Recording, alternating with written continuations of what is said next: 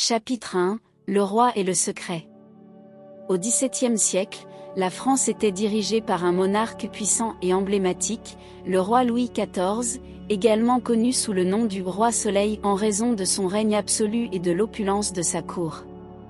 Louis XIV était l'un des rois les plus puissants de l'histoire de la France, et son règne était marqué par l'extravagance, les intrigues politiques et une quête incessante de maintien du pouvoir et de l'autorité.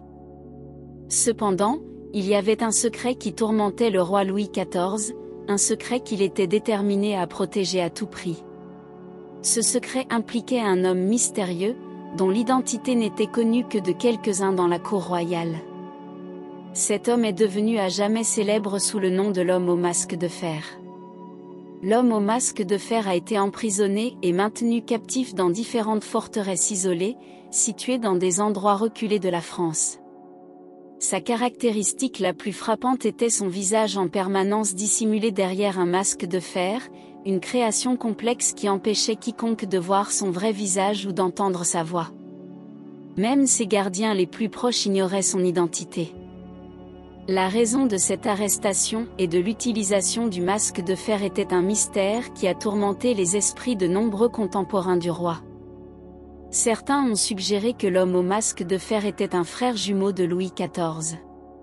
Si cela était vrai, cela signifierait qu'il avait un droit légitime au trône, ce qui aurait pu menacer la position du roi.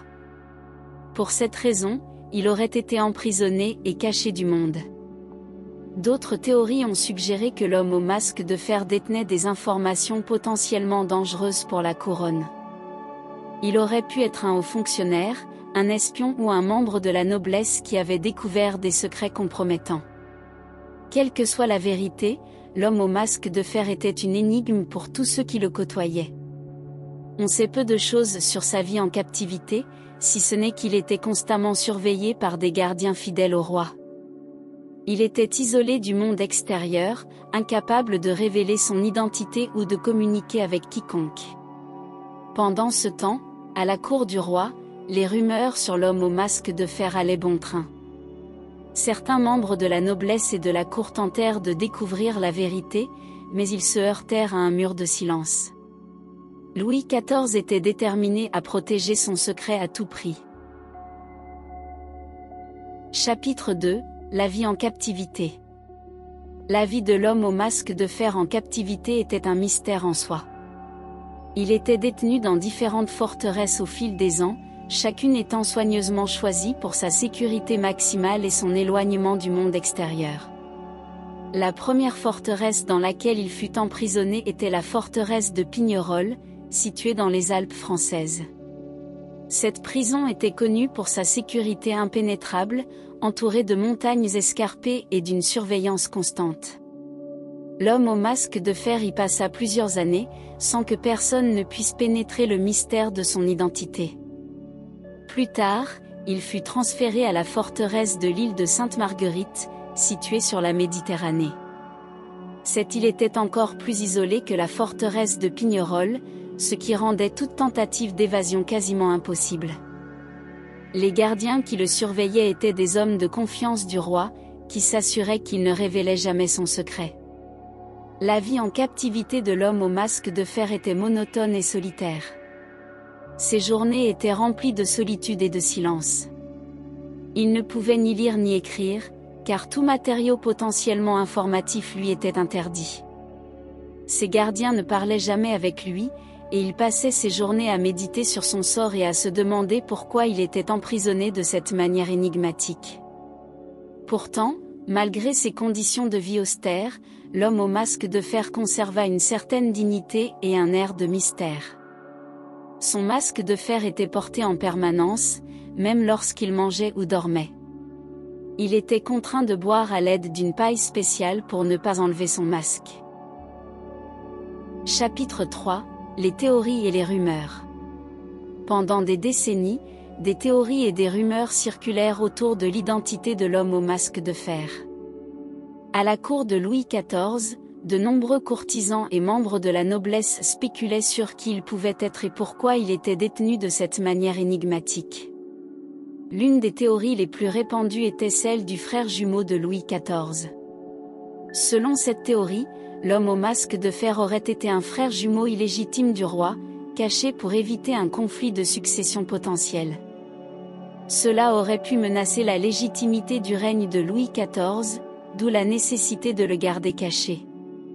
D'autres ont suggéré qu'il était un personnage de grande importance, peut-être un haut fonctionnaire de la cour ou un espion qui avait découvert des secrets compromettants. Sa détention aurait été nécessaire pour protéger la sécurité de l'État. Il y avait même des spéculations selon lesquelles l'homme au masque de fer était un ancien amoureux de la reine ou de la maîtresse du roi, et qu'il avait été emprisonné pour protéger l'honneur de la couronne.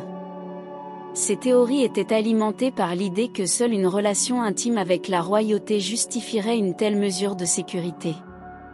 Cependant, malgré toutes les spéculations et les enquêtes, la véritable identité de l'homme au masque de fer demeurait un mystère insoluble.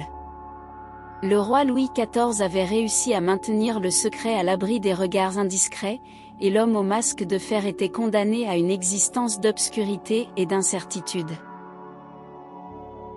Chapitre 4 : L'intrigue et la fiction.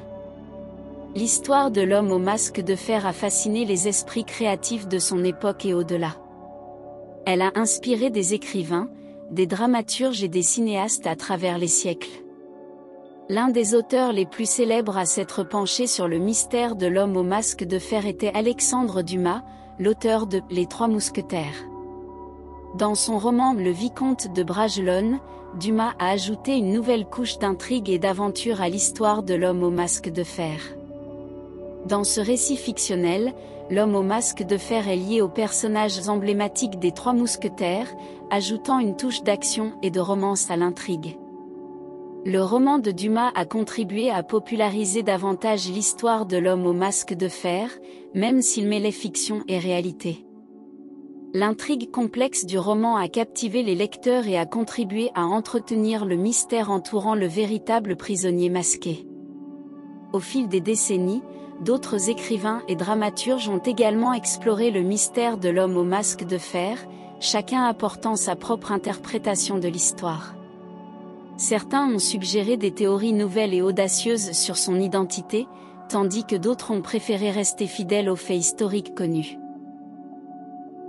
Chapitre 5 : La fin de l'énigme. Malheureusement, l'histoire de l'homme au masque de fer n'a jamais connu une résolution claire. Les détails de sa vie et de sa captivité ont été perdus dans les méandres du temps, et les preuves tangibles de son existence sont rares. Il y a eu des spéculations sur ce qui est arrivé à l'homme au masque de fer à la fin de sa vie. Certains prétendent qu'il est mort en captivité, tandis que d'autres suggèrent qu'il a été libéré secrètement ou qu'il s'est échappé de sa prison. Ce qui est sûr, c'est que l'homme au masque de fer est devenu une figure emblématique de l'histoire française, un symbole de mystère et d'intrigue qui continue de captiver l'imagination du public.